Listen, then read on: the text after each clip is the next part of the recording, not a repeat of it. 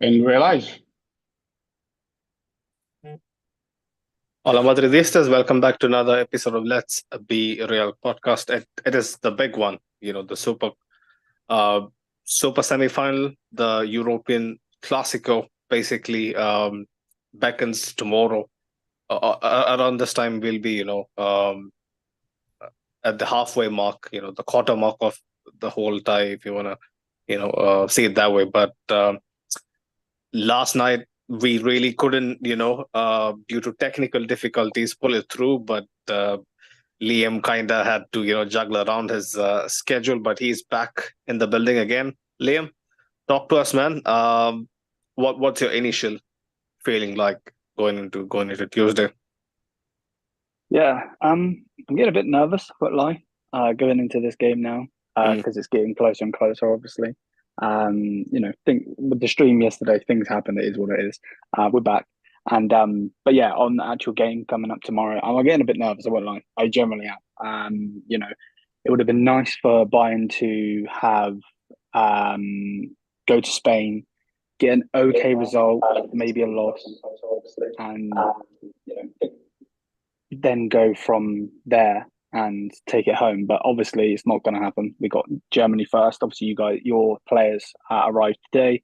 Thomas Tuchel's done his press conference. Mm. It seems like confidence. Seems like confidence from the players, but I'm not sure. Me personally, as a fan, I'm not sure. I hope the boys can get it done. It looks very, very heavily favored towards Madrid, which kind of again gives me, like, I get where you're coming from, but from my perspective, when someone is basically writing Bayern off, that's not what I want. Yeah. I personally would love to go into ties as an underdog. I mean, it's a double-edged sword when you're repping Madrid, and then you want to consider yourself as an underdog. It's kind of contradictory in a way, but it just, I think, lifts the pressure off a bit, right? The expectation of the shoulders of the fans a bit, but like generally people would be super pumped to face Bayern in this lull they're in, right? Let's not get it twisted. It's a lull by Bayern standards, right? Yes. Leverkusen has been romping through the league for God knows how long. So they're an anomaly in terms of, not just their sporting achievements, but their consistent um, points on the board, like week in week out. So many stuff going their way, decisions, injury wise. So Xabi Alonso and Leverkusen are on an all-time high. So still, Bayern, I think, in the Champions League should be a force to reckon with. Farouk, on that note, man, welcome back. It's been a while. Champions League semi-final settings, yeah? Talk to me, Farouk. Is the expectation a bit too much for us to do the job this time around? I think this is what Real Madrid should strive for. Like, we go into these games as favorites, and of course I can understand where you're coming from. Like, it's better to go in as an underdog, so the pressure is less or not. But this is the burden of playing for Real Madrid. Like, the players who come to play this kind of games, and like, I mean, for the past. I think you can say maybe till 2018, 2019, we always went into these games as favorites or one way or another. So, it's just back to being where we are. So whether we like it or not, Bayern's been down this year, and yeah, well, we go into this game as favorites, and yeah, that's just where we belong. A bit tricky, but yeah, it is where we are. 100%, 100%. It's a table basically that we rule, right? But Yeah. I've been so accustomed to basically being second fiddle to, at least on paper, to, so many of the recent great sides, especially in the Champions League. But coming to the Bayern fixture, Liam, unlike the years gone by, this kind of is a completely different uh, kettle of fish, with regards to both sides. The superstars are long gone, right? It's more of a cohesive unit. It's more of a it's less about the superstars and more about the cogs that make up a well-oiled machine. And credit to Tuchel, like even despite some of the politics that has gone into his reign, will go into any Tuchel reign. Bayern has a way, despite not playing well, Nick results, especially in the Champions League. Can you attribute it down to just the Bayern DNA doing its own magic, or would you credit Tuchel as well? I think obviously, like you said, the superstars are gone. I think the problem is with us is, we're just not having a good season as a whole. Obviously, just to quickly go past your question, with you guys, obviously Real Madrid, you can have a bad game, but you've still got the stars that will get you out of trouble. I think Bayern don't really have that at this moment in time. We have Harry Kane, but for a large part of the season, he's been playing as a number 6. I don't say that jokingly. I don't know what he's been doing. Really, yeah. So he is basically carried on from his Spurs. I don't know what Tuchel, if that's what Tuchel wants of him. Obviously, we've seen what he did with Spurs. Obviously, never won anything, but was doing the playmaking stuff. For me, I want him in there, in the box, getting ready to toe poke, header it, so on. But yeah, I think when Tuchel come into the job, I think we smashed Borussia Dortmund. I can't remember off the top of my head what the score was. I want to say it's 4-0 or something. But when he come in, we smashed them, and people are like, "Oh, that's Tuchel doing his thing," and it's not. It was the players just playing.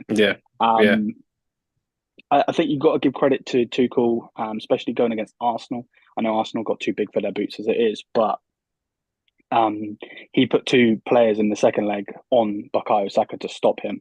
So he does have some tacticalness there, but he's just not the Bayern Munich manager. Hopefully, I answered your question. Farouk, so that's the widespread sentiment. There is a section of the fan base that is going around, basically signing up petitions for him to stay, which I find baffling, going by the general feeling that was looming over the fan base and the club. Rewind it back to January, where there were heavy reports that he would leave his tenure as Bayern coach, and someone like maybe Ralf Rangnick would step in. What do you think, Farouk? Is his style a bit too defensive? Like, looking from our perspective, like Bayern is supposed to be sitting at the same table as us, right? But unfortunately, this season, due to mitigating circumstances, they have been kind of underwhelming. Yeah, definitely. I think, to answer this question, one has to just, look at the context and the whole thing with, with Julian Nagelsmann before him, and also that was a shit show, with Kane and Salihamidzic and, all those guys. So it's just a shit show that, it's built up. And honestly, he didn't get into the best situation. And also, the problem with coaches like Thomas Tuchel is that, also they have this idea in their mind that they're set to play in this way, and that's just it. Like, it's, it's my way or the highway as well. That's also one problem with Thomas Tuchel. We saw this even at Paris, although he led them to the Champions League final, even at Chelsea as well. The reason why he left, like, these are things that what Thomas Tuchel is, but also that's outside of the pitch. But on the pitch, I think you guys on our pod will know how highly I rate, a coach like Thomas Tuchel, because this guy was the guy who wanted Tuchel in Madrid. I was against it from day one. I still want Thomas Tuchel there, because I feel like, when no chance. Stop saying that. And I feel like Real Madrid is one of the best places for Thomas Tuchel, because why? The point is that he's not going to be embroiled. He's not going to be embroiled in the politics. At Real Madrid, everyone knows your job. He's going to find a way to dig into politics, Farouk. Trust me. No. Your job is just to coach. Why did he succeed at Chelsea under Abramovich? Because there was Maria Garanowski or whatever her name was. There was Peter Cech. There was a system in place. He just comes and his job is to coach. He doesn't have to deal with the horse shit that's, the management. But I think he can still do damage through his press conferences, just as general demeanor. That's the thing. I mean, come on, like, what do you want? You want someone who's, except if you want Carlo Ancelotti, carbon copy. I mean, how many coaches are people like Carlo? Mourinho, Pep, what's he called? You have a point. He has 4 fullbacks. He was like, we have horse shit, He bought fullbacks for 50 million and he was complaining in the press conference. Other than Carlo, tell me a coach who would not, say explosive stuff, in the press conference. They literally do not exist, man. So that's the thing. Like, for me, I think, like, when it comes to on the pitch, between the, 4 white lines, Thomas Tuchel is a phenomenal tactician, And I think that he's one of the coaches, actually, that is set up to exploit the deficiencies of Real Madrid. That we saw it, in the game, in the Champions League game. Why do you think United paid 70 million for Mount? It's because of that 2022 Champions League game, bro. Why do you think they think Pulisic is they call him, I don't know, Captain America or some bullshit like that? It's because of that game against Real Madrid. They literally exploited our weaknesses to the T, bro, to the T. So this is what Thomas Tuchel can do, man. Like, he has that ability to be adaptable, But yeah, of course, there's a reason why Bayern is also called All Evil FC, man. Like, it's not like it's not something that came out of the blue. So I think the context matters in this situation. Now, of course, like, he has to bear the blame as well, Thomas Tuchel, as a coach.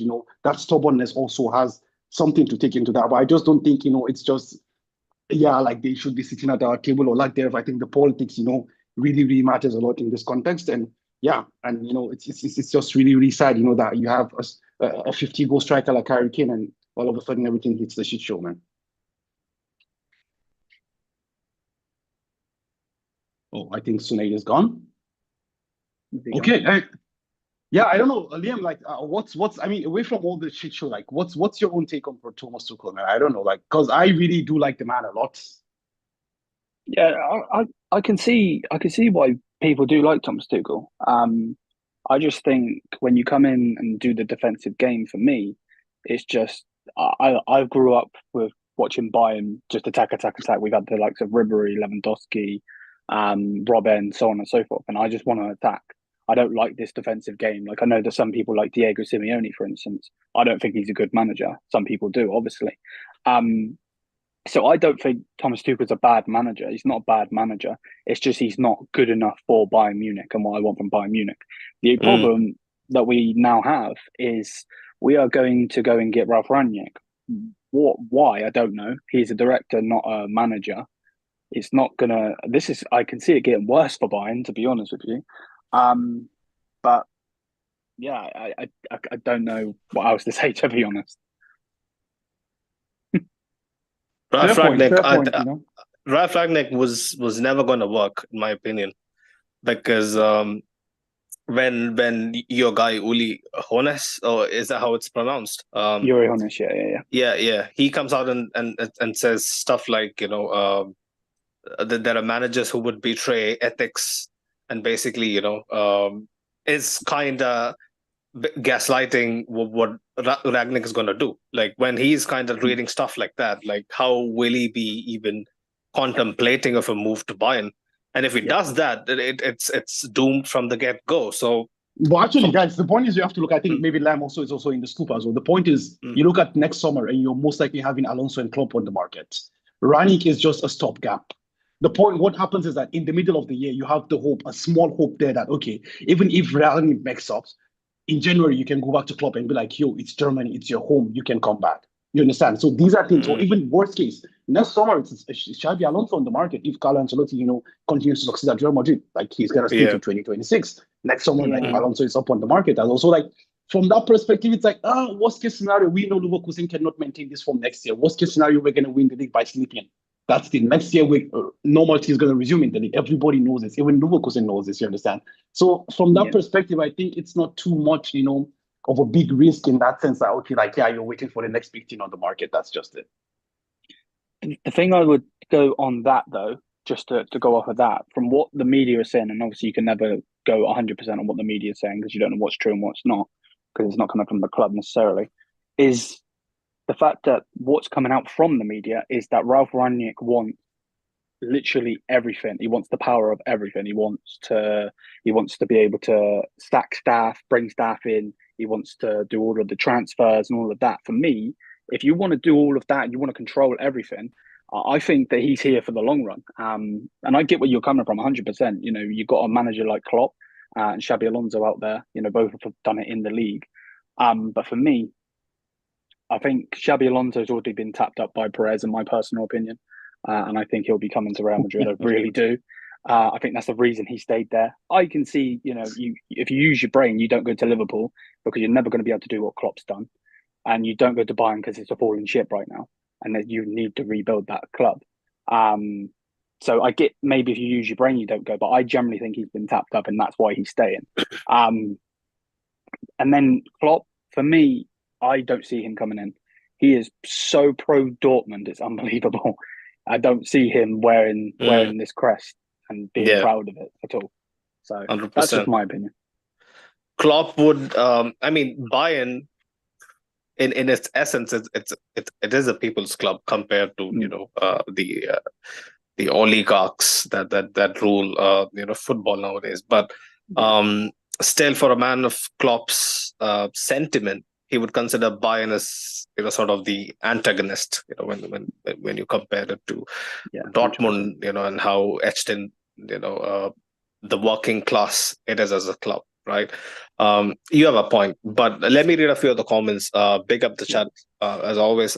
If the big up yourself, he was mentioning, good to see you guys back. Hopefully, you guys sorted out the technical issues. I hope it's sorted, mate. Yesterday was kind of messed up. We didn't foresee that coming, but big up yourselves for sticking with us. Cole Archer, big up yourself. He was asking, "Sup guys, Bayern fan, yeah, man. Good luck for tomorrow." Rajat says, "Hey panel, Madrid is going to win it." If they were saying the nerve I see on the Bayern fan is literally me a few weeks back. I was literally shedding bricks against City. I mean, against City, both of us, both side of the fans on either divide would be really, getting nervous. But with us, it's kind of, with Bayern, I get it. It has been just going off recent history. For us, it's a matter of the onus is completely on us. At least that's what I feel like, right? Madrid in recent years has dealt with the onus not being on them and kind of going against the wave and getting the job done. But now it's a unnecessary twist in the plot. In my opinion, at least. Hemati was mentioning Harry Kane is a former Spurs man. He doesn't speak trophies. We have 14 Champions Leagues. We speak fluent trophies. Bayern has a chance because of Tommy Tuchel, but it's a slim chance. We still own Bayern, in my opinion. We shouldn't be talking, in those adjectives, going into Munich, where Munich, for people who are younger, obviously we are all in the same age bracket. We are considered young in football terms. People who are 40 plus would know how much of a graveyard Munich was for us throughout the years. La Bestia Negra was a name that used to send shockwaves across Madrid for the sole reason that they used to be our biggest mental block in the Champions League. They used to always have a number. They are the reason the golden generation of the Quinta del Butre didn't win a Champions League. It is Bayern who has always had a number, but in recent years, the Cristianos definitely had the number. I'm pretty sure Neuer never has faced someone like Cristiano ever in his career, and it just goes to show we just had the more potent weapons in our arsenal. Going by the 3-4 years we met back to back to back. But then again, people should remember. Again, Himati, this is a war cry to you again. We should never underestimate Bayern. In 2011-12, when we won La Liga with 100 points, which arguably is the best modern Madrid side. You could compare Zidane's 16-17 side as well. But Mourinho's 11-12 with Di Maria, Ozil, Higuain and Benzema both chipping in with 20-odd goals. It was absolutely mental. That side, when they were bossing and Bayern were in a bit of a lull compared to the Dortmund side that pipped them to the Bundesliga, they took us all the way to penalties, and you guys know how the penalties went at the Bernabeu, right? So we need to relax. That's the only thing I would say. The general consensus is way too favored in Madrid's favor, which is giving me nightmares. You have to give him the stuff, man. I do love the nonchalant of the Tommy. It was Tommy or Timmy. He said Tommy. Himati. No, like he was referring to Tuchel. Like it's Thomas Tuchel, right? I think he was like Tommy or Timmy. Tommy Tuchel. Yeah, that's who the naysayers. They undermine him with the Tommy Tuchel. The reason why I'm laughing is that I kind of feel him because like bro, like playing City, actually, you're like literally like, holy shit, what's gonna happen, you know? And like now it's like against Bayern, and this is not the best version of Bayern, so you know you can kind of give us Madrid fans some leeway because like, bro, like we came from like, God, what's gonna happen? You remember the second leg, bro? Like we played terrorist football, man. That was terrorism, man. So like, you know, it's like you don't know what's gonna happen. 100%. So 100%. I think it's just gonna give a leeway to the fans. Of course, it's not trying to be cocky or shit like that. Of course, like you know, when you come to these games, like literally form doesn't matter because like it's literally two traditional, you know, two traditional powerhouses going toe to toe against each other. It doesn't even matter even if Harry Kane wasn't in the team or not. But you know, you have, in my opinion, a very good coach on the sideline. You have a very good goalkeeper and a very good attacker as also. You know, these are basically the backbones of, you know, very good teams. But yeah, I think, you know, we're in for a very, very, you know, strong game. I do still think like, yeah, Real Madrid, we have a bit slight edge over there. But yeah, as you said, Kimmich should, you know, calm down a bit with all the, you know, 100%. Like both sets of fans would completely back their sides. I mean, there's no reason not to back, you know, like both the sides, because they have been in a position they didn't expect them to be in, and both sets of clubs would be, you know, should be given massive credits because Bayern were, let's be honest, underdogs against Arsenal. Liam, would that be a far-fetched statement? No. I agree. I agree, yeah. The public sentiment was completely leaning towards Mikel Arteta's, you know, super team. Yes. They would blow Bayern away, but then we hit them with the heritage card, right? You know, Madrid 100%. and Bayern hit City and Arsenal with the heritage card, and people didn't really like it, did they, Liam? You know, no. It's like we had the whole. Obviously, you can never go off of social media, but social media, the whole of social media was pray for Bayern. Then Arsenal fumbled the bag, and I thought it was absolutely hilarious. You know, the fact that they think they can come up against these teams, like they were saying, if we can get past Bayern, give us Real Madrid. That Madrid is a cakewalk. Remember, it's like you're crazy. You've been in one final, you got smashed up by Barcelona. And ever since, they haven't even touched it. You know, we smashed them 5-1 and 5-1 in their ground and ours. It's like they're a good team. Imagine that. Imagine sitting through that. Holy shit! But yeah, it's like they're a great team, and I think Arteta can do something if he keeps getting funding. But I don't think that they should be talking to Bayern Munich that has 6 Champions League and actually have gone over the line to get 6 Champions Leagues, and Real Madrid who have 14. To even be speaking. It stems from the fan base, right? Like I really 100%. Do think the fan base is a mirror of what the club is about. Because I'm pretty sure, like, we're all humans, right? No matter how detached we might be from the social media whirlpool, people would be checking out tweets. People, you know, the friends of friends, family friends, people they hang out with, they'll be showing stuff like, oh, you know, these guys are really confident that you're going to beat 6-time Champions League winners Bayern.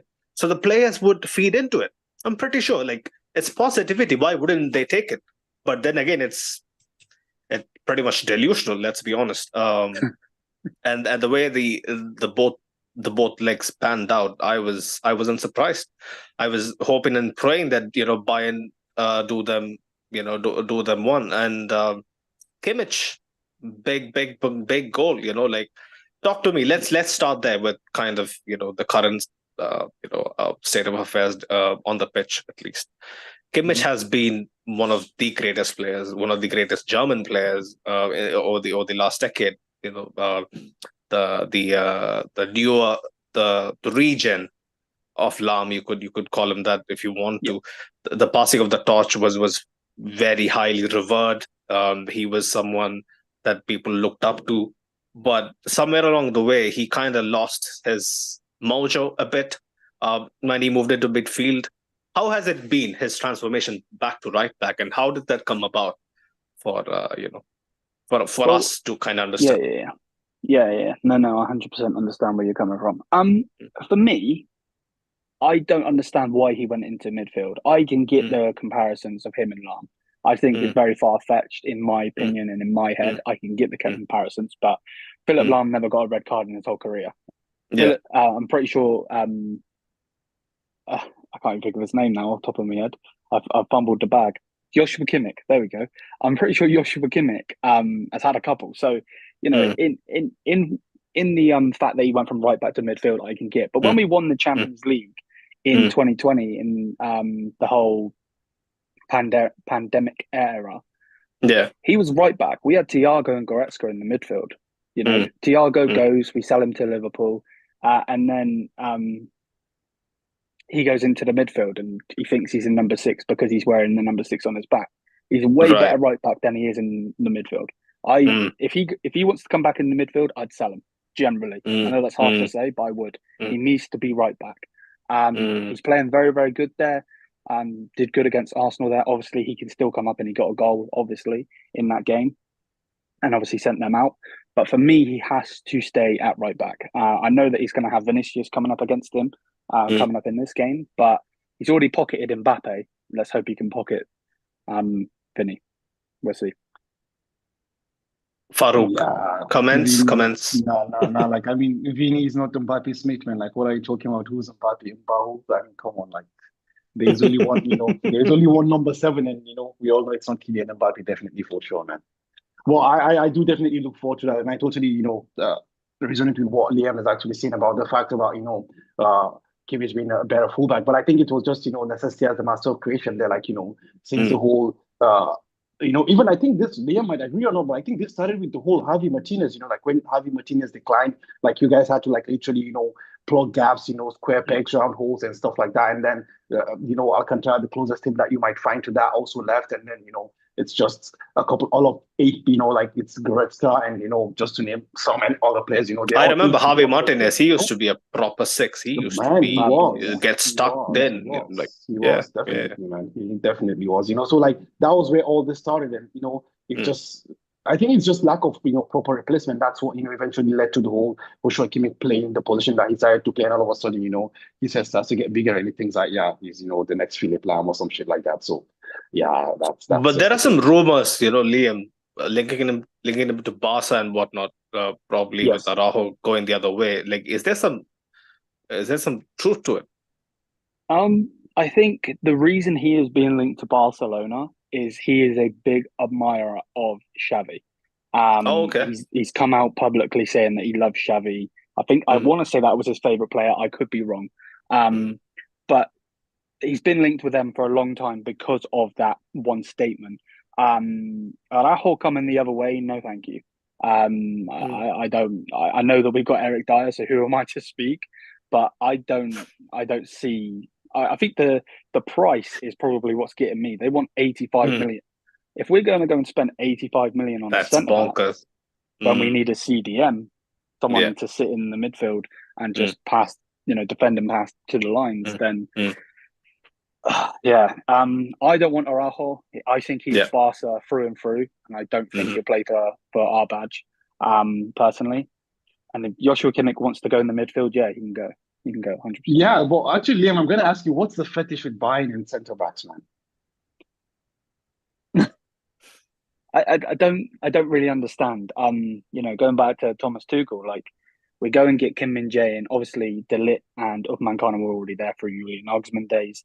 We go and get in Kim Min-jae, one of the best centre-backs in Europe the season before with Napoli. He basically come and has done nothing, to be honest. He's done nothing. So then he wants to bring in Chalobah, I think, that can play Chelsea's Chalobah. He can play centre-back, right-back and CDM, I believe. We didn't go for him because he went in last minute to go and get in Cancelo again. Barcelona were already way ahead of us, so that both those deals collapsed. So then we had to go get Eric Dyer. I don't even know where to speak, to be honest. The fact that he's probably going to play Eric Dyer against Real Madrid. Eric Dyer is going to start. I'll tell you a centre back pairing. It's going to be Kim Min-jae and Dyer.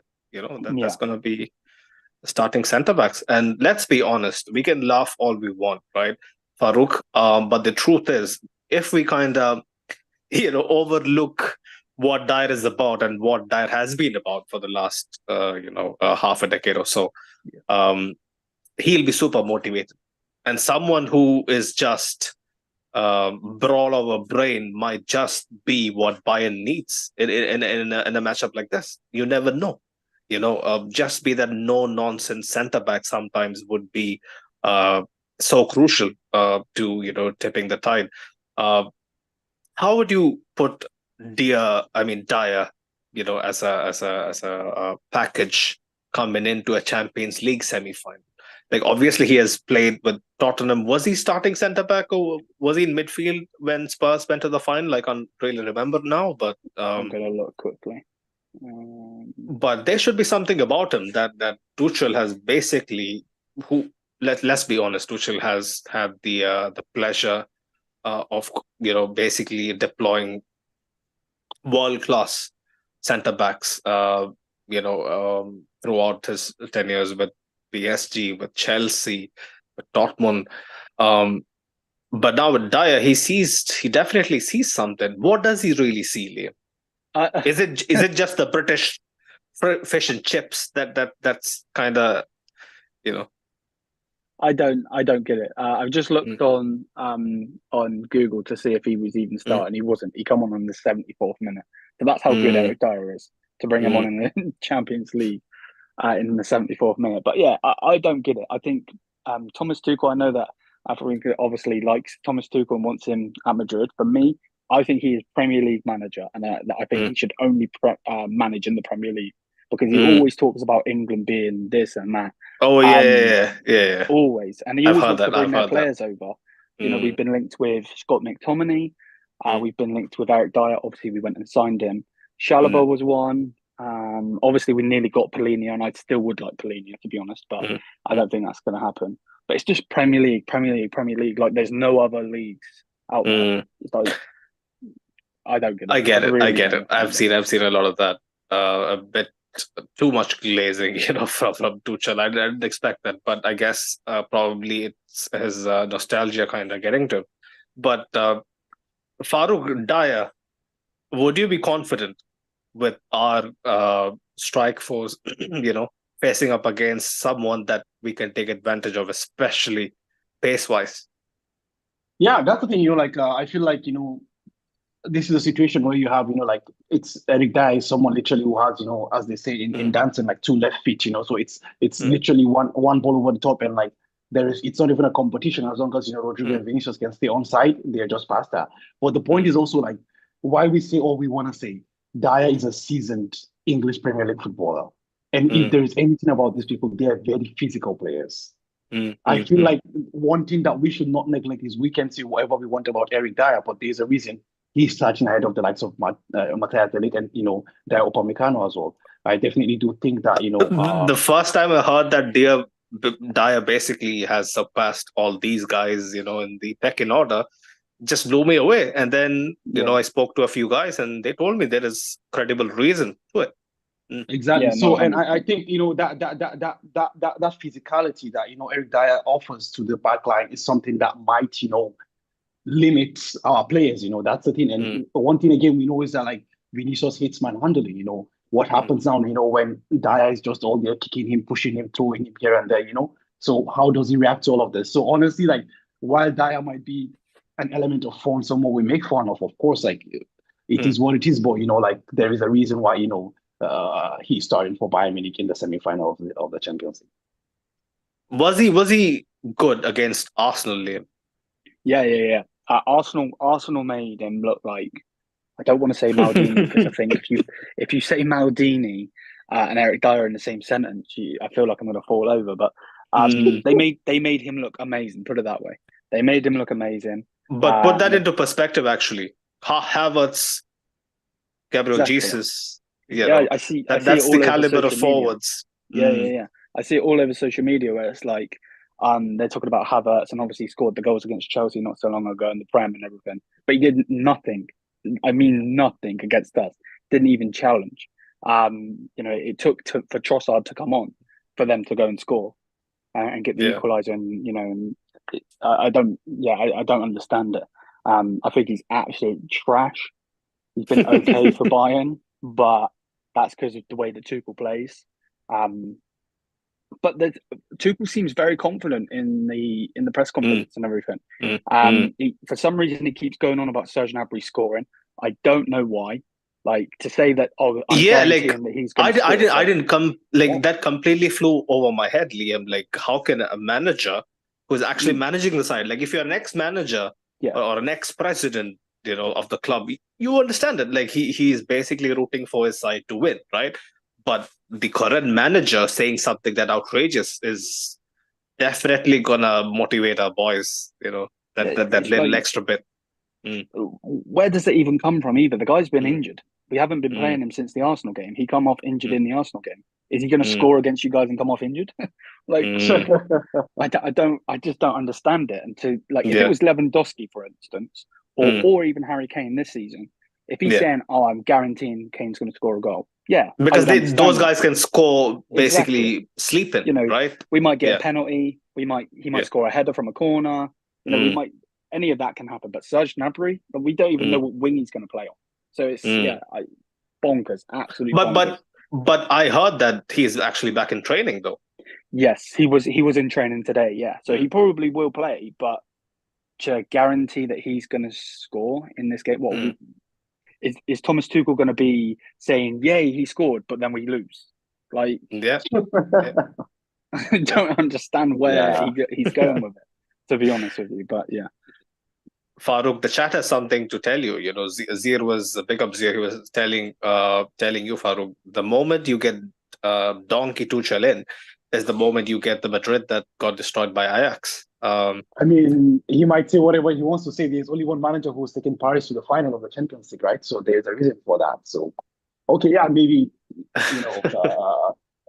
what's his name? Enrique might also repeat that feat, but I mean, that's the best we've seen Paris play. Like that was the only time we actually saw Neymar play for Paris as a team player. Since he left Barca, that was the only season I can pinpoint and be like, okay, yeah, Neymar was playing for the team. Even they played against Bayern and they lost at the final, and Neymar was the only one trying to play. That's how much they bought into the whole, the whole thing. Thomas Tuchel, of course, not everyone has to like him, and like the whole Hollywood FC team, of course, like lowered his stock as well. The whole how it ended with Chelsea has also lowered his stock. But I still feel like this is someone who has shown that he can win everywhere he goes to. He won with Borussia Dortmund. He won with Paris. He won the Champions League with. I mean, look at the team. He won the Champions League with Chelsea, bro. With Kai Havertz and Timo Werner and fucking Pulisic, bro. Those were the front three. Yeah.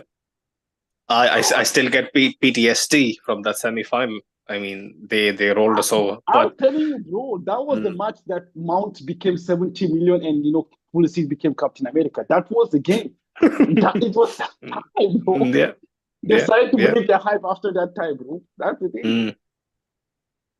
I do get the hype, but then again, man, like I would, for me personally, okay, this is a me thing probably, but I would like my managers to be a little more than tacticians. Like I just have an issue with people getting the entire dressing room toxic. And that's how I kind of fell out of love with Mourinho as well during his last a year and a half. It just leaves a bitter taste in your mouth, to be honest. But if the Mohammadi has a question here, he was asking, do you guys think Carlo will approach this game similar to City? City's second leg, or do you guys think it'll be an even game where Madrid will express themselves more? I would like all you guys to chip in, but I definitely think that it's nowhere gonna be, anything close to what we did against City, because against City it was basically survival. Against Bayern, I think both teams will have a fair go at it. Liam, what do you reckon? Yeah, like I can 100% understand. When you go against Man City, they have a bench that could be a starting team. So, like when they come in and attack, you have to survive. With Bayern Munich, we're going to have to survive. I've been saying it on my channel for a while now.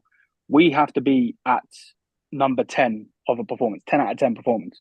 You guys don't need a 10 out of 10 performance. You need 5 or 4, and you're still going to go and win. Like, I'm nervous to the point of every single time. Obviously, back in the 90s, we were just like destroying you guys. Obviously, you mentioned it earlier, but like recently, in the recent years that we have come up against you've been beating us. So I'm not expecting, I'm expecting Bayern to go at it. We got Harry Kane in great form. Leroy Sané seems to be going to be on the pitch, as well as Serge Gnabry. So both of those two are going to, hopefully impact the game and so on. But we don't have a Vinicius Junior. You know what I mean? I hate to say his name, but we don't have a Jude. You know what I mean? I think Bellingham's a good player. I think Jamal Musiala is a better player, but that's just my personal opinion.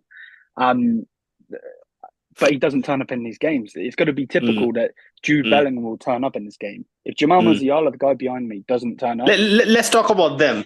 Musiala is someone who, in my opinion, can play a good role in a variety of positions. He can play on the wing. He can play a bit deeper if you want. He can play as a proper number 10.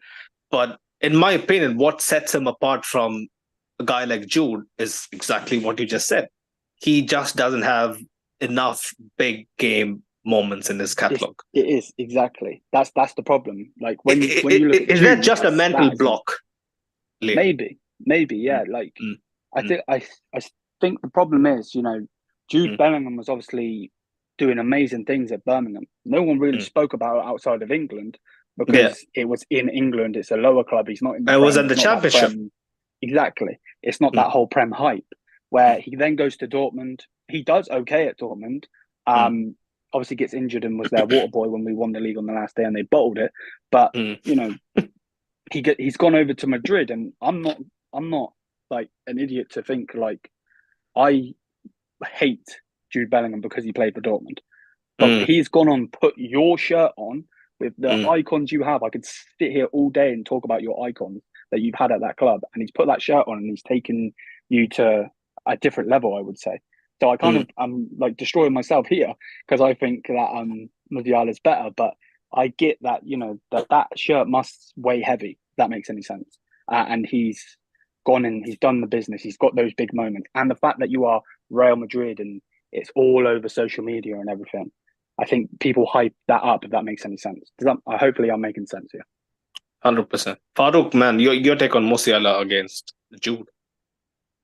Yeah, I think that's, you guys basically hit the nail on the head. That's been like, Jude has come to Real Madrid and literally he has been the talisman. Like, everyone who's watched Musiala actually, agree that, yeah, Musiala is, a really good talent. He's a really good player. But, as Liam rightly pointed out, like when that, when you need that moment of spark, when you need that player to just pull the team over the last line, like Musiala hasn't shown till now that, he can be that person, But that's the thing also, like the good thing about that is that, he's still young, he can show stuff across, down the line. But right now, and also I'm with Liam, actually, there was a point in time, actually, that I actually felt like Musiala was better than Jude, actually, honestly, But 100%. of course, like this year, like, like Jude has literally taken everything to the next level. And more importantly, as Liam pointed, like the weight of playing in the white shirt, at the white stadium, that's, not a lot of people can, withstand that. And, Jude has literally come and just, lay back to all of the, to all of the whatever, the myths that comes with the pressure of, the white shirt. Like literally he's playing like, he's been there for a million years. So I think right now, like, I think there is no doubt. And I think not just that, I think. But then again, it's a test, Farouk. Jude needs to do the business again over 2 legs.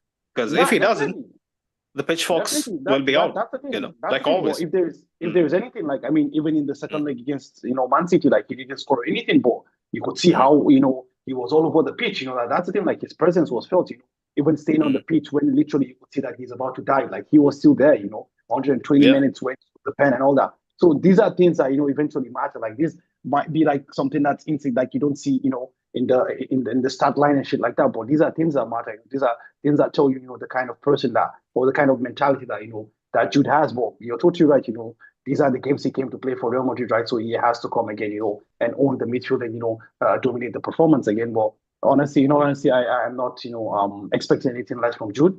I believe that, given what he's shown us in the past, that he's going to be there. He's going to show up to those occasions. 100%.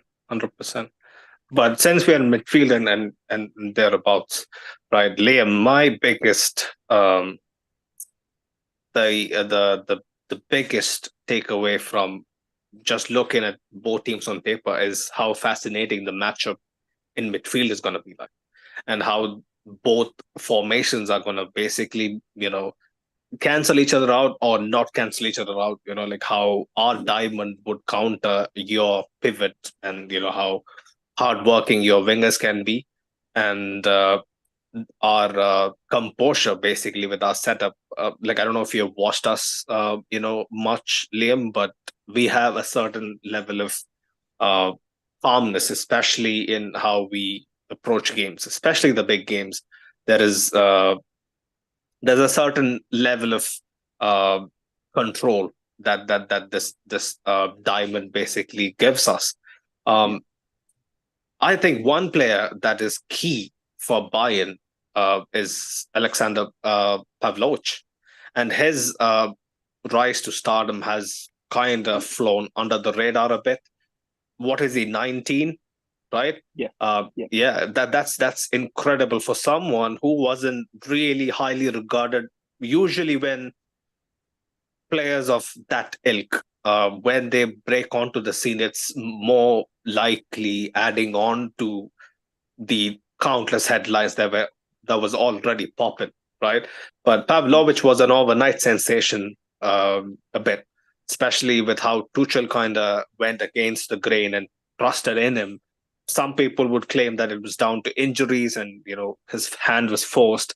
But definitely there is a very good player in Pavlovich for him to kind of, take that opportunity by the scruff of the neck and, just be a mainstay in the starting 11.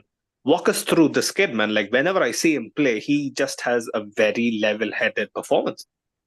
Yeah. I have to agree. I think probably was injuries. But at the same time, that's coming from someone that wants Tuchel out, so maybe I'm not the right person to ask. At the same time, though, I think, we had the likes of Paul Warner.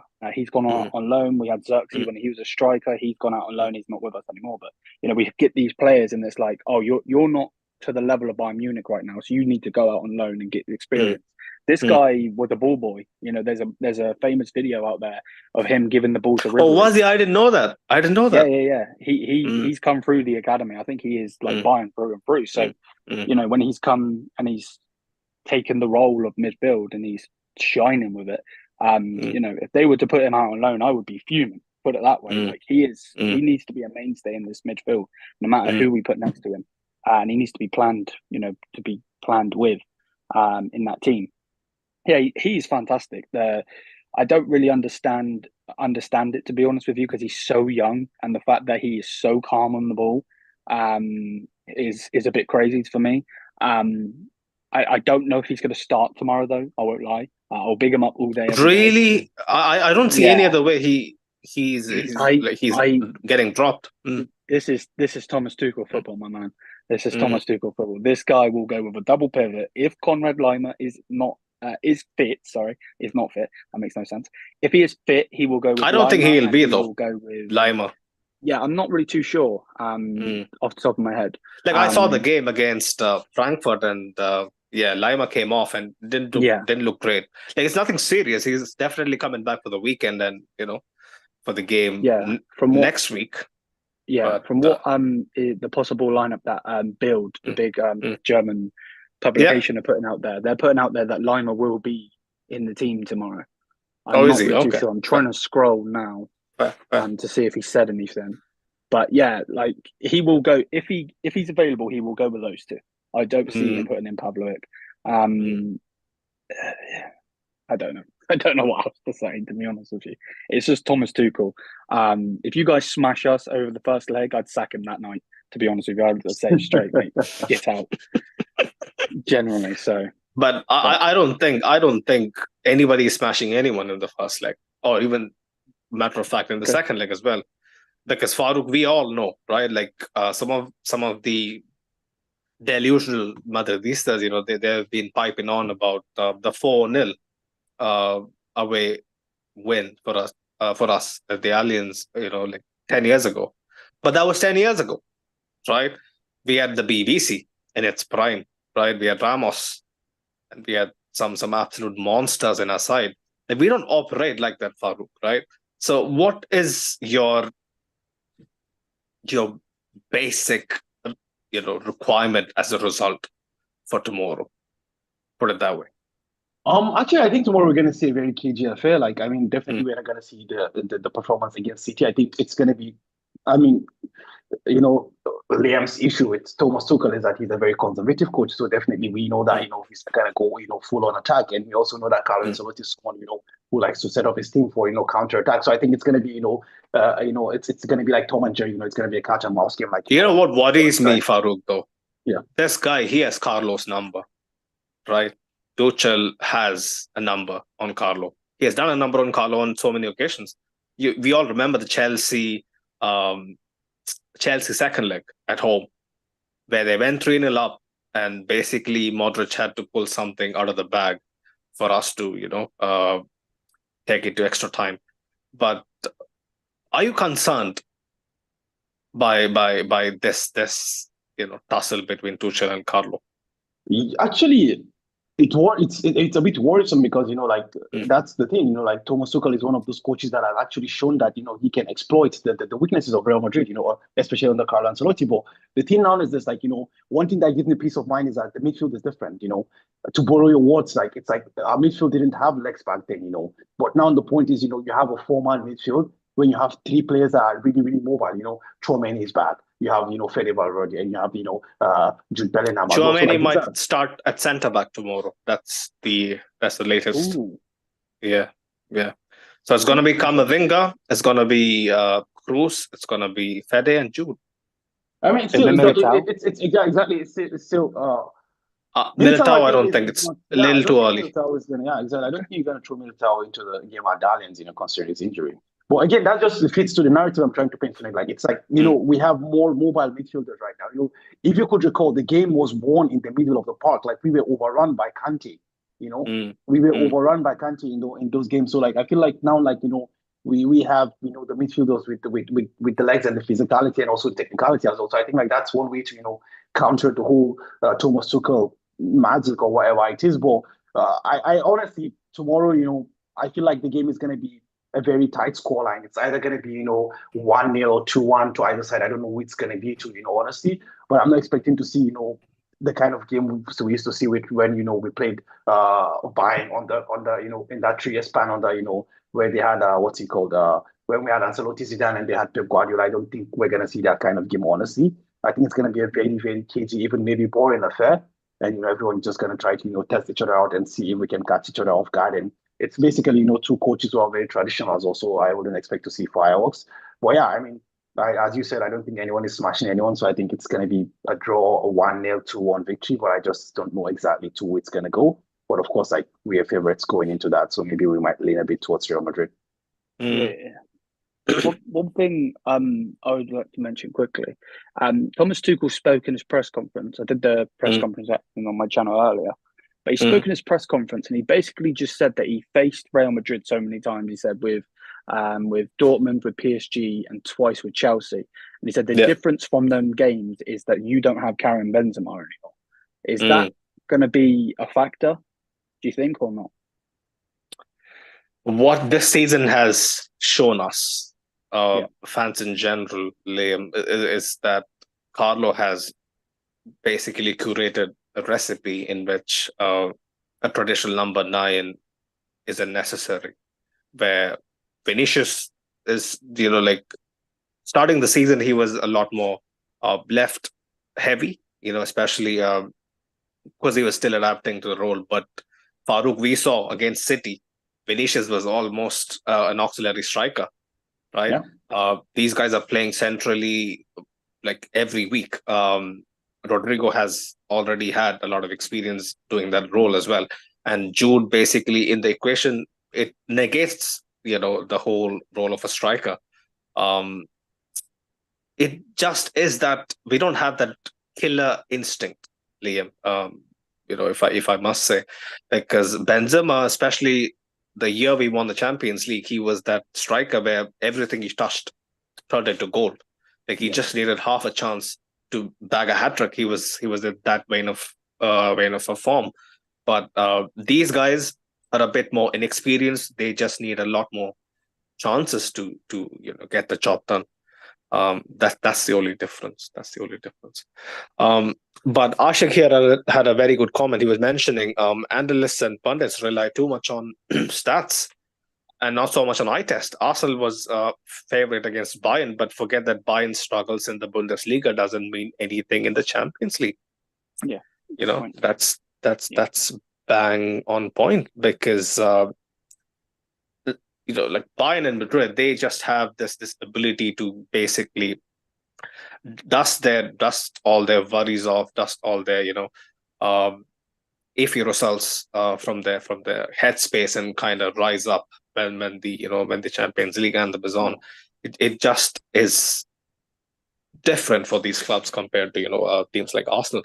But Duck Rock is in the building. He was asking us, who is mentioning actually, because Musiala and Gnabry will create space for Kane to run into. I'm not sure what he was referring to, but let's talk about Harry Kane, Liam, quickly. Yep. He has been the game changer that he was bought in to be, right? He's closing in on Lewandowski's goal record as well. I heard on commentary that he might need to average 2 goals per game to kind of reach him and whatnot. But going off what you have seen so far, did you expect him to just hit the ground running from the get-go? Well, straight away, I won't lie, I didn't want Harry Kane. I sound silly saying that now that he scored 39 goals or whatever it is. And you're British as well, so hold that. and that 100% hold that. But yeah, when he come in, I knew that he was going to score some goals. I didn't know what he was going to do. He's only had a couple of seasons where he scored 30 goals. I think it's 2 seasons where he scored 30 goals. I think the other ones are like 19, 20 and so on. So great striker. I think he's one of the greatest strikers in the world. Just in general, like the ability he has, with both feet, he can play make, he can be the number 9, score free kicks, left, right, outside of the box, inside the box, score with his head. Like, he is an absolute great striker. The problem is he has no pedigree. He's never won a trophy, and that's what it comes down to in the end. You know what I mean? So, are you really telling me that you believe in the Kane curse? Is it a thing? I wouldn't say the Kane curse. I think that's coming from Premier League fans, to be honest with you, because the fact that he was at Tottenham and not like. But really, do you need pedigree to excel at a job that you've been good at for over the course of 10, 15 years? Yeah, he does excel at that thing that he does. Like, there's a reason he's come in and he scored all of these goals. We've had one of our worst seasons ever, and this guy has still scored a ridiculous amount of goals. The problem is people don't look at him in that certain light, because he hasn't done it for England. He hasn't done it for Tottenham when he was there, and now he comes to Bayern and we're rubbish. So, like, if he would have come to us a year ago, it would have been a different story. But this is the last thing he can win, and of course we've got to go against Real Madrid. So if it's written in the stars, it's written in the stars. We'll see. But yeah, he is. Do you know who he is basically, getting into a battle with, right? On our side, it's going to be Rudiger. So yeah, it's going to be Kane, who is a monster, basically, in terms of getting the job done in terms of finishing. And then Rudiger coming head to head. Farouk, if you remember, like when Tottenham played us as well, Kane, I think he definitely scored against us, right? Like, if I remember, from 2017-18. It's been a while. My memory is kind of a bit hazy, but I reckon he definitely scored. I do think he's going to put in a couple more goals, despite Rudiger's best efforts. Is he Bayern's biggest threat, in your opinion, Farouk? Definitely. There is no doubt about that. I think he is definitely Bayern's biggest threat. Actually, I just checked, he didn't score against us in 2017, actually, because they scored 3 goals to 1, and it was Ali and Christian Eriksen. Because I remember it was a Dele Alli masterclass, actually, that game against. True. Kane didn't score. He didn't score any of those goals in either. But I think Harry Kane will always be the threat, and as Liam literally pointed out, Harry Kane literally has shown them, to Europeans right now why the English fans and English media, were swinging over him. The fact that, he, although he was just, making fun of Thomas Tuchel, but Harry Kane basically is a 6, he's a 10, he's a 8, he's a 9, he's a 7, he's a 11, all combined into one, And that was the reason why, I feel like a lot of Real Madrid fans also wanted him to replace Karim Benzema, because that was literally, the most like-for-like player you could find, at least something that's closest to what Benzema was offering, to Real Madrid, in the sense that he was a playmaker and also, the finisher as well. So I think definitely the number one threat from Bayern is always and will always remain, Harry Kane. But you also mentioned, Sunil, the fact that he's coming up against, not arguably, but rather the most informed centre back in world football right now. I don't think there's any centre back more informed than, Tony Rudiger is right now. So that's the thing, like, it's coming up against that. And we've seen, what Tony Rudiger has done to other strikers as well. He's done that to Lewandowski, he's done that to Erling Haaland as well. So I think, Harry Kane as well is, is going to be in for a very, very, long, 180 minutes. So yeah, I am quite confident, in the abilities of Tony Rudiger to be able to, to nullify. But again, that's the thing, like, when you have, like, generational talents like Harry Kane is, just a sleep, just even half of a chance or a quarter of a chance, that's just all they need, to convert something. So yeah, definitely, like, we just have to, to be on our toes. But yeah, we have the best man for the job as well. So, that's just all we can hope for. Do you think, with Tchouaméni playing with Rudiger, though, do you think Rudiger will be able to hold his own? It's going to sound stupid, this is the way I'm going to say it, but hold his own against Harry Kane? And how am I supposed to say this? I'll be honest, Liam. Yeah, like, I completely get where you're coming from, right? Yeah. Tchouaméni, like, what was the game? Was it the Clasico? I'm kind of struggling to remember, but he has had lot of occasions where Tchouaméni doesn't really know how to play the line well, right? Because he's not a traditional centre back. He is still kind of learning his trade, week in, week out. So that kind of worries me. I'm not going to lie. But Tchouaméni can certainly do a job. He has shown us that he can, basically do a job against Haaland, who is, in my opinion, as a package is much more of a threat, although he hasn't really been firing this season. As a package, Haaland's pace just would give you nightmares in general. And Tchouaméni kind of, played to the script pretty well. He did Rudiger do all the heavy lifting, and he just was this guy who provided the composure and the ball playing, capabilities that Tchouaméni has in his locker. But against Bayern, the very fact that first leg, it's Tchouaméni, I think, Carlo is kind of going with a safe bet. He is kind of relying on Tchouaméni's composure to kind of, get him out of Germany alive. And if that pans out well, regardless of how the result is looking, I think Nacho is in with a shout to start at centre-back at home. Because at home, the crowd will be behind Nacho, and I think he can completely deliver. I don't know what Farouk thinks about this. Are you confident with Tchouaméni?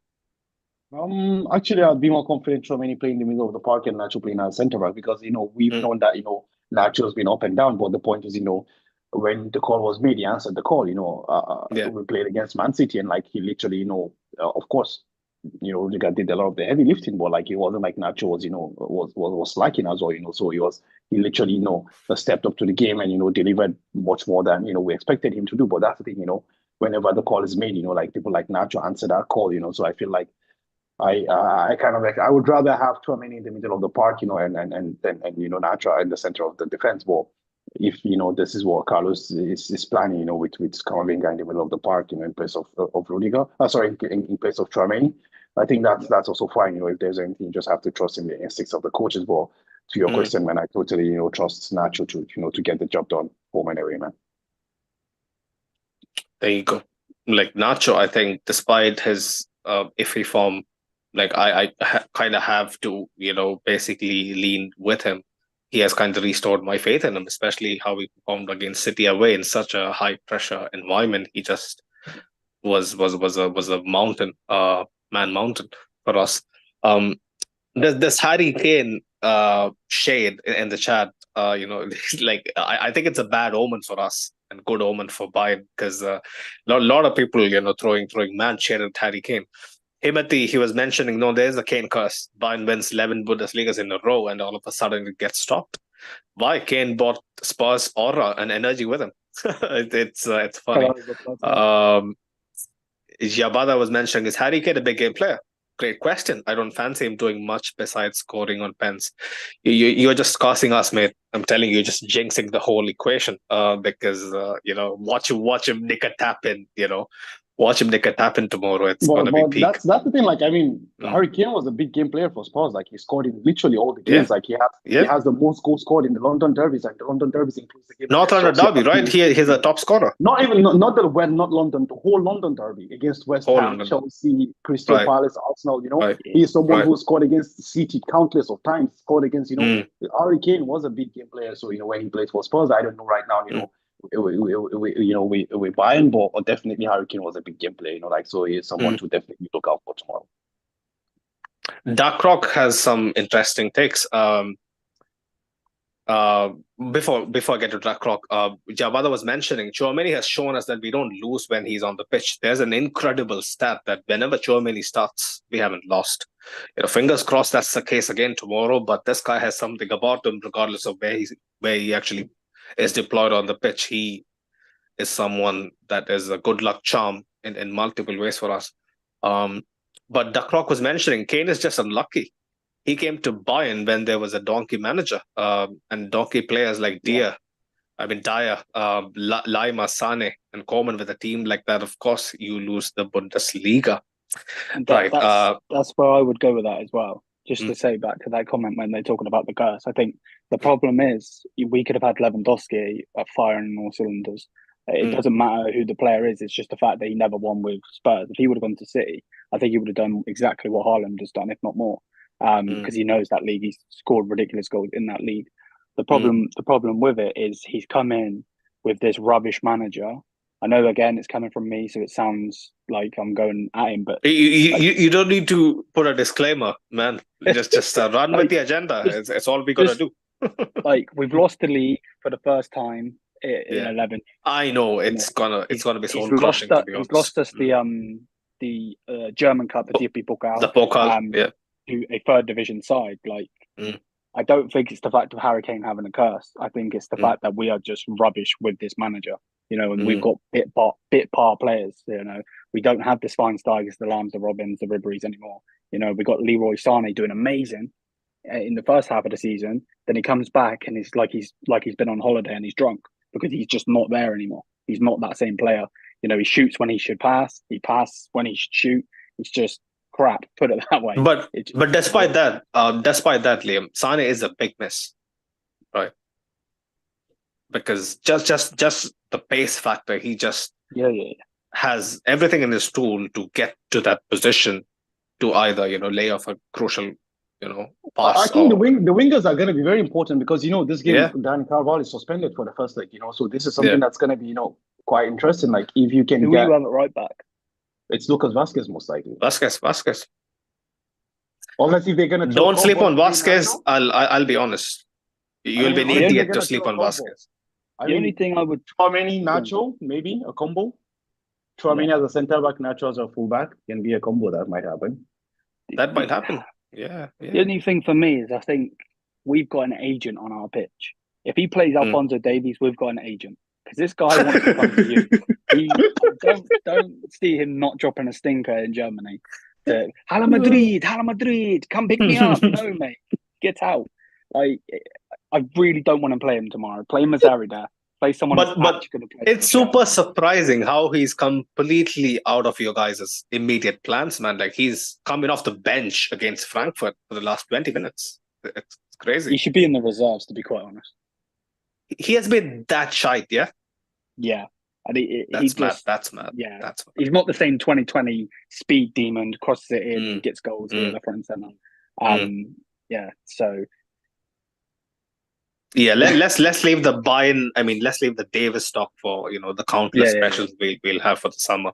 He's just not in the equation. It's proper mad. Going into a semi-final for Bayern, Davis is completely out of the equation.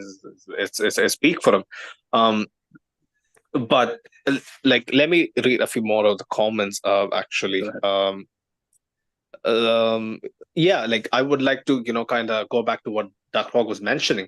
Guy like Lima, was he ever elite, Liam?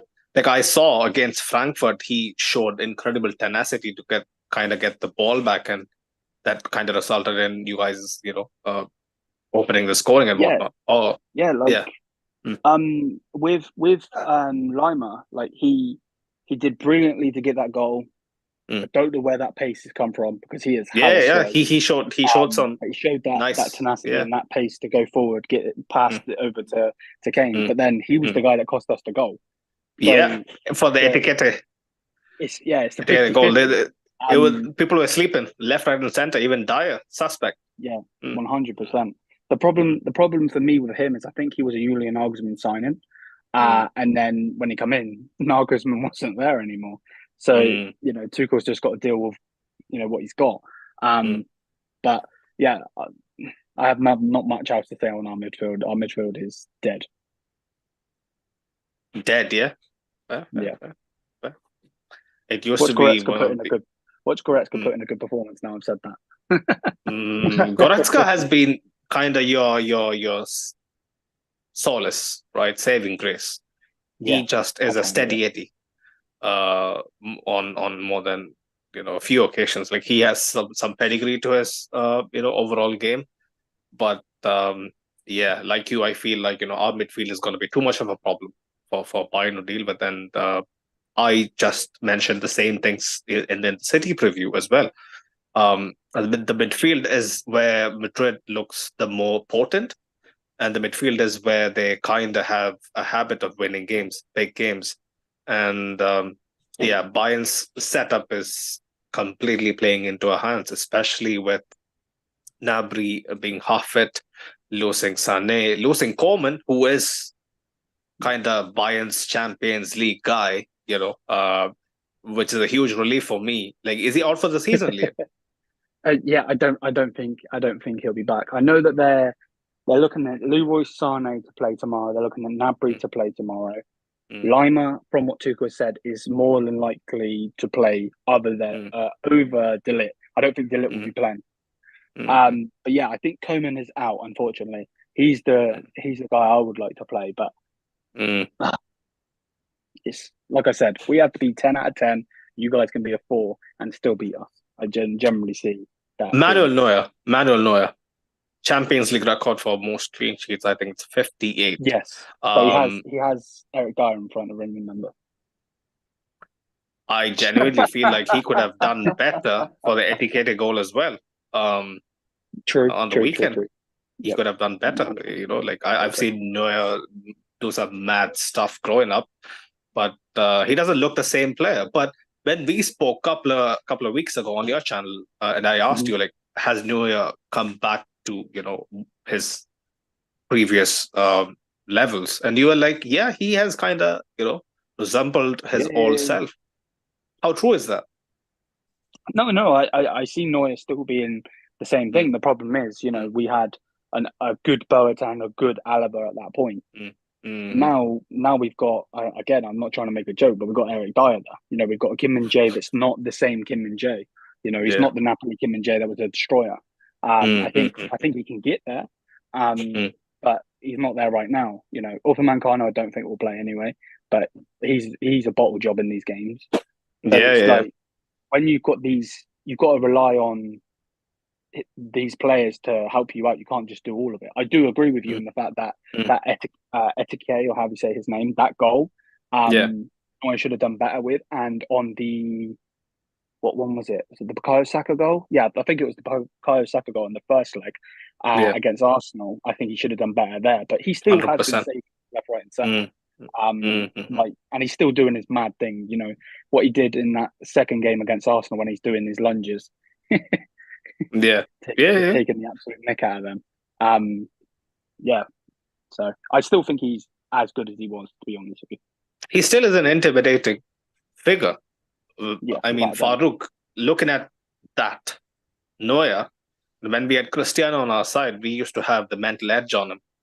What would that do to guys like Rodrigo and Vinny, Farouk, is my question, because these kids, let's be honest, these guys haven't really faced Neuer in their lifetime. So how do you kind of look forward to that battle unfolding tomorrow? Yeah, that thing. I mean, Manuel Neuer is no longer the Manuel Neuer of the past days. So that thing, I kind of feel like if as you said, like if he was the prime Neuer of the the early 2010s, I think like he literally was gonna crush, the soul of these players. But I think right now, he's no longer as formidable as he once was. So I feel like, they're like, there are holes in the armor that our players can exploit. So because of that, I'm not too, too worried about that. I feel like, if we can, get Rodrigo that we got against Man City, because that's the thing about Rodrigo, he keeps blowing hot and cold, you don't know what you're gonna get, especially from a finishing perspective. But one thing we do know is that, like, if we can get, Rodrigo motivated in the vein that he was against Man City, playing from his favorite right position, I think that's definitely, a recipe for success there. And also, like, Vinicius Junior looks, to be really, really fired up this towards the end of the season as well. So I really am not too worried, because I feel like, these are players that, although they're really, really young, age-wise, but when you look at, what they've done, like, I mean, they've been here, done this, at the highest of steel. Let's not forget, the heroics of Rodrigo, let's not forget, what Vinicius had done the year before that, even though we didn't go ahead to win the Champions League, but, he literally went to Anfield and tore everything apart, So that's the thing, like, these players have, been to the biggest stages, and have done that, the Etihad, Anfield, whether it's the Camp Nou or, just, it's the bridge as well and all those stuff. So, like, these players, like, while they might be young in age, like, they're not faced by the occasion. That's one thing we've seen, and I understand what you were saying, because, like, of course, Manuel Neuer was a larger than life figure, in those early 2010s, but right now, he just caught up with him, age, injuries, and, what is and what is not. So it's not as it used to be once upon a time. So yeah, I really do fancy the chances of our players against this team. Going to the other goal, Liam. Lonin has been subjected to some heavy targeting, especially, from La Liga sides and against City. I see your smile, right? So I'm pretty sure you're in the know, right, about what I'm talking about. Who is your set piece general? Like, I don't watch Bayern much, but is it Kimmich? Kimmich normally would be it. Harry Kane scored a goal. I can't think of when it was now. It wasn't the last game, it was the game before, I think, from a free kick. But I think it should be Kane. Kimmich's delivery is horrendous. So I wouldn't have Is him it? in the corner. Okay, thank fuck for that. Okay, right. But yeah, no, on your goalkeeper, I think he's a bit suspect, if I'm honest with you. Especially in the El Clasico.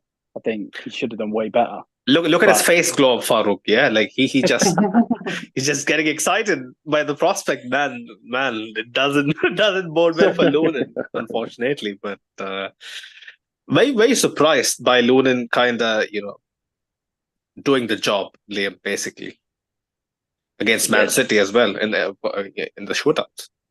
Yeah, like the only thing I would say, he's obviously not a terrible keeper. Real Madrid would not have him if he was a terrible keeper. But the problem is, did you guys not get Kepa? Where is he? Has he been injured? Kepa has basically, have you seen the Simpsons meme where like Homer Simpson goes back into the bushes? That's what happened to Kepa, because he just saw that Lonin was something that he can't deal with mentally or ability wise. Lonin is a different monster. But what I worry for is how teams are targeting him, especially from corners. They're basically putting the ball into areas which is kind of testing his positioning, his leap as well. So since you reassured me with Kimmich's corners are basically, not up to the mark, I wouldn't be too worried. But Harry Kane is definitely a problem. It's going to be a problem, I think. It will be typical for me to say that Kimmich's delivery is crap and we're going to score a corner now. You have said so many things along those lines throughout this preview that makes me wonder. That makes me wonder what is in your agenda, basically. The reverse psychology, it doesn't bode well, but I'm pretty confident when Madrid will walk away from the Allianz. We don't expect a 4-0. I would be happy with a 2-1. Farouk, your prediction? Yeah, man, I go towards the same line. I think it's just going to be, a 1-goal difference, a 1-0 or a 2-1 kind of thing. But yeah, I would lean just towards Real Madrid, honestly. Like, for this first leg, I'm not too sure what's going to be like.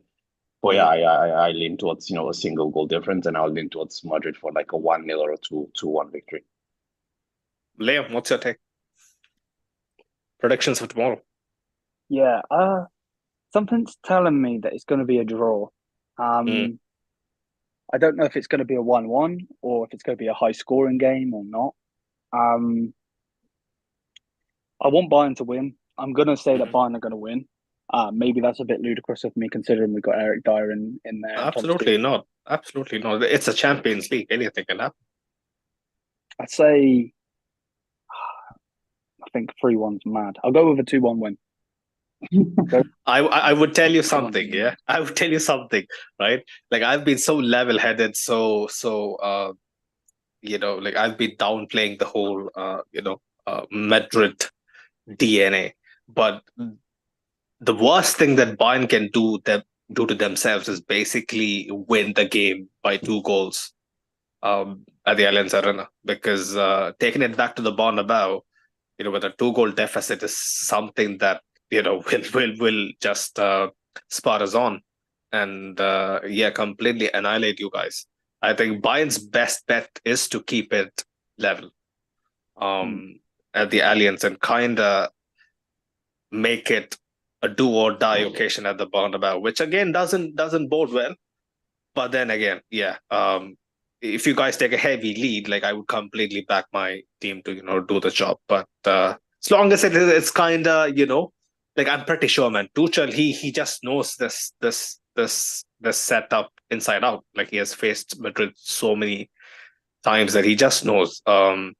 He's gonna be super conservative, which is gonna be gripping viewing. Let's be honest, it's gonna be 100% box office stuff tomorrow.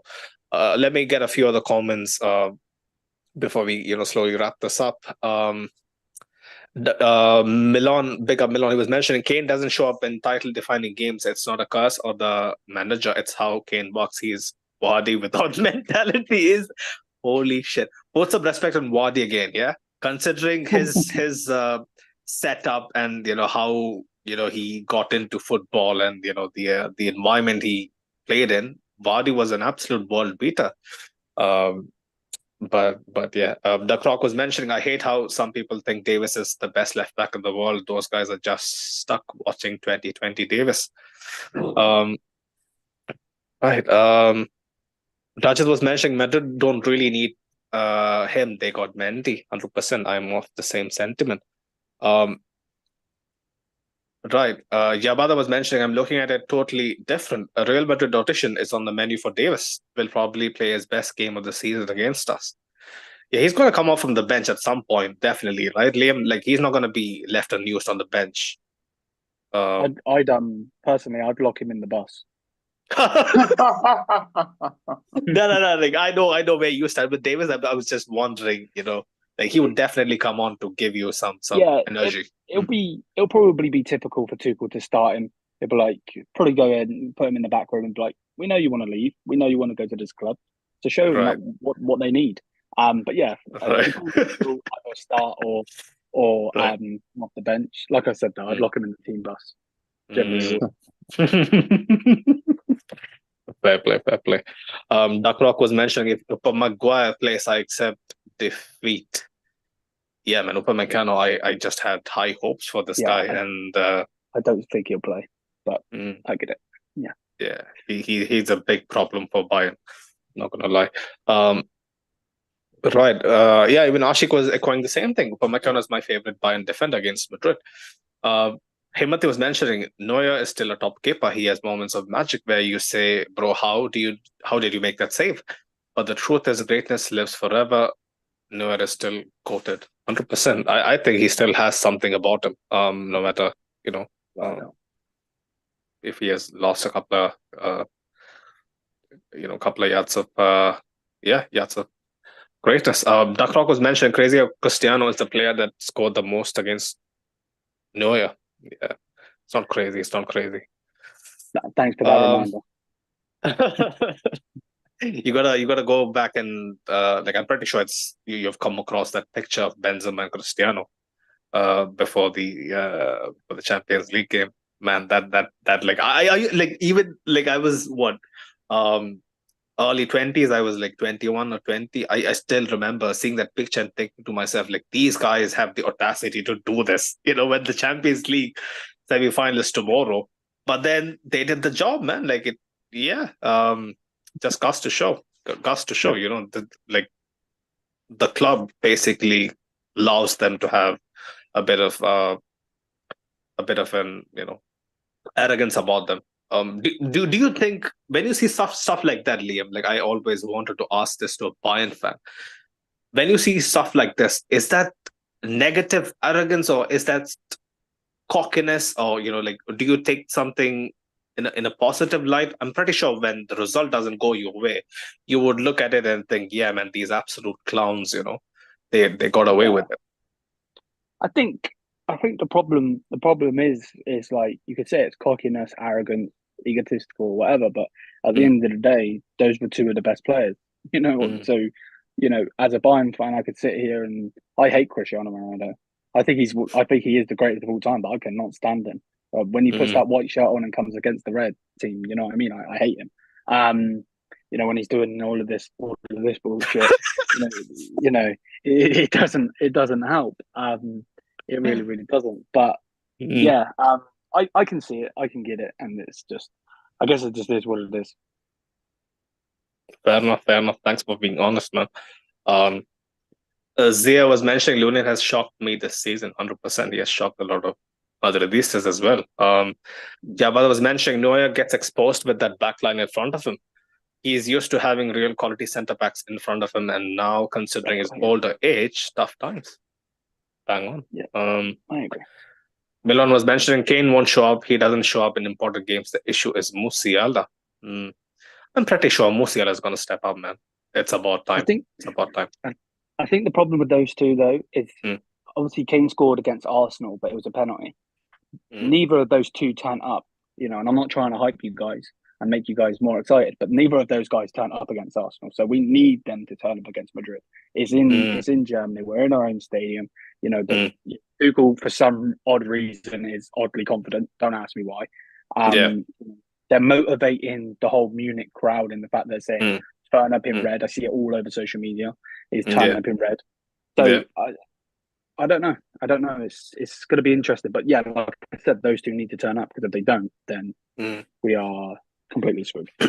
City fans were really, really running their, mocking agenda when we kind of drew 3-3 for the first leg, and we did a similar PSA, not PSA, but a public announcement ahead of the first leg. Asked the Bernabeu to wear all white, and then we are not going to do the same. Because I'm pretty sure the fan base and the crowd is going to be rocking. The players will be up for it. The every inch of blade of grass is going to be completely up for the occasion.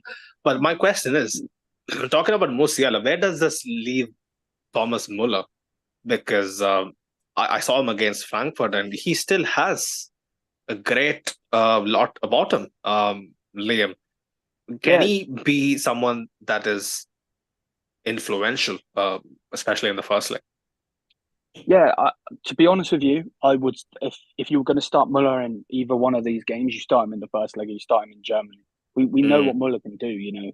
I know that this. We're in 2024 now. Bayern aren't the team that we once were, but we've yeah. seen what Muller can do. He's taken the scruff of the neck before with this team, Mm, and he's done it. The problem is Tuchel doesn't seem to fancy Muller.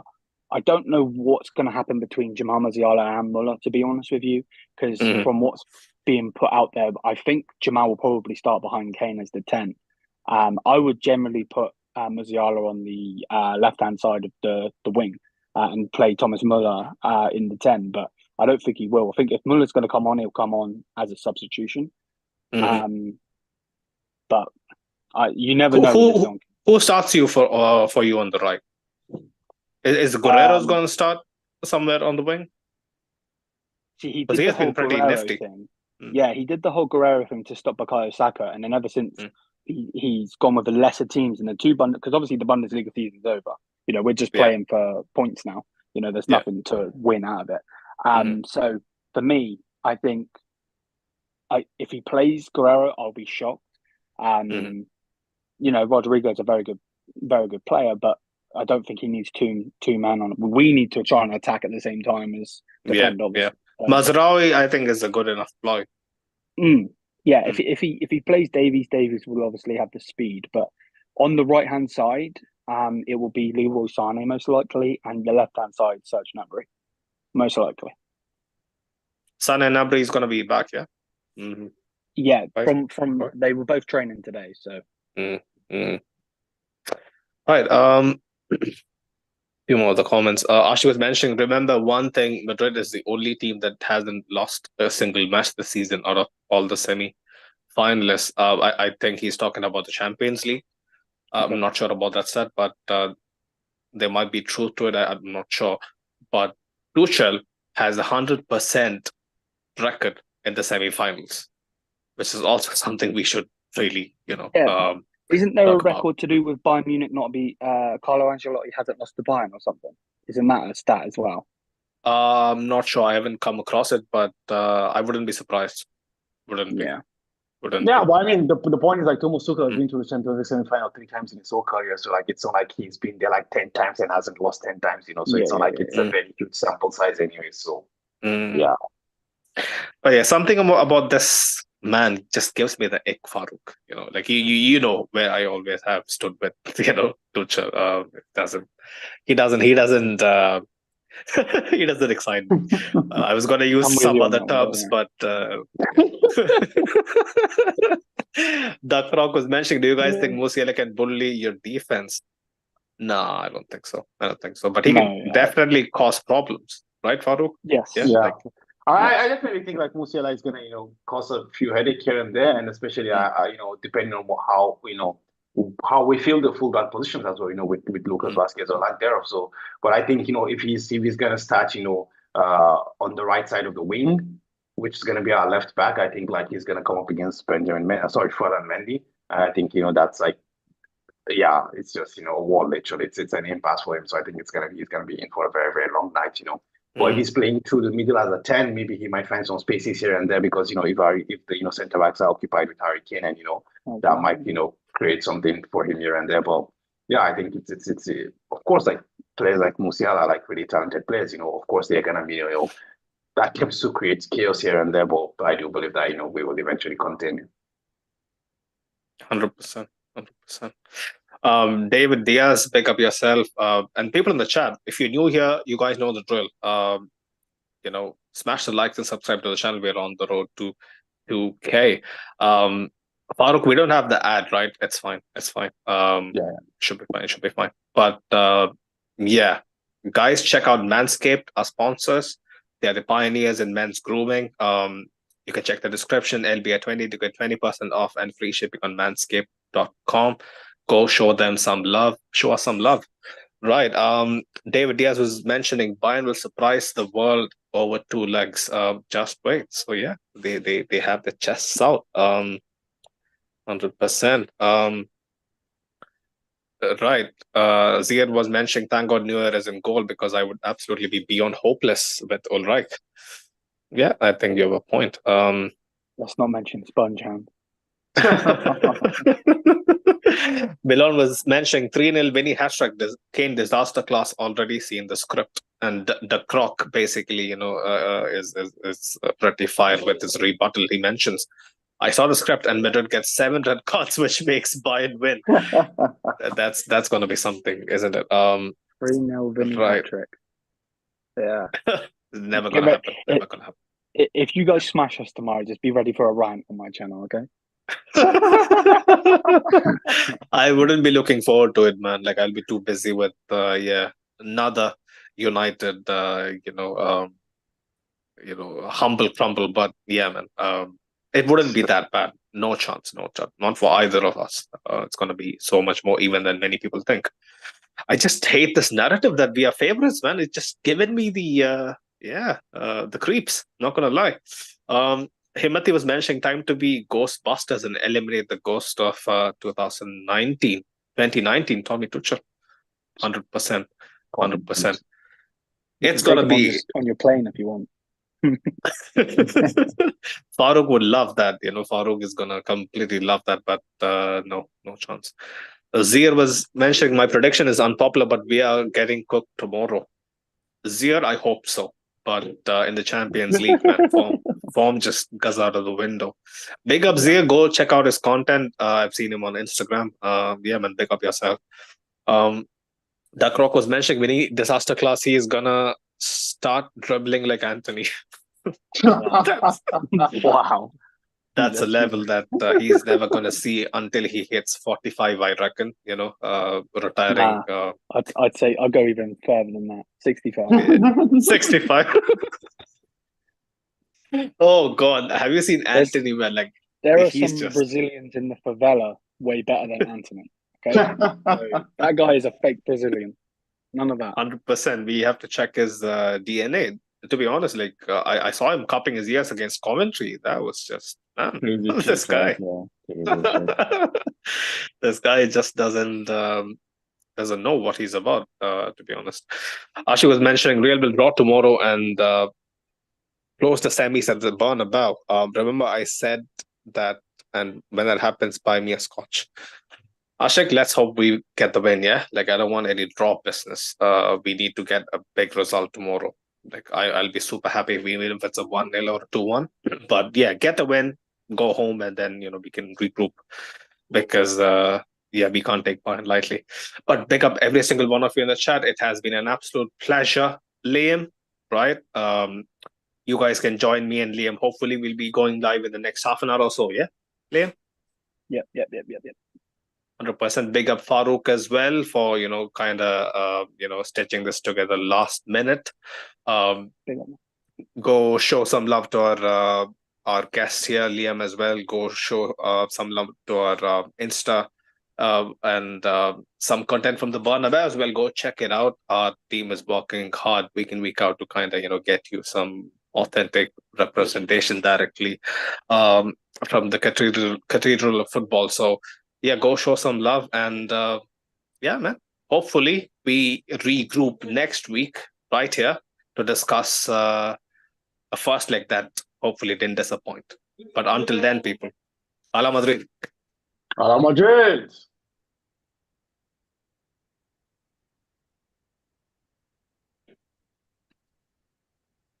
Right.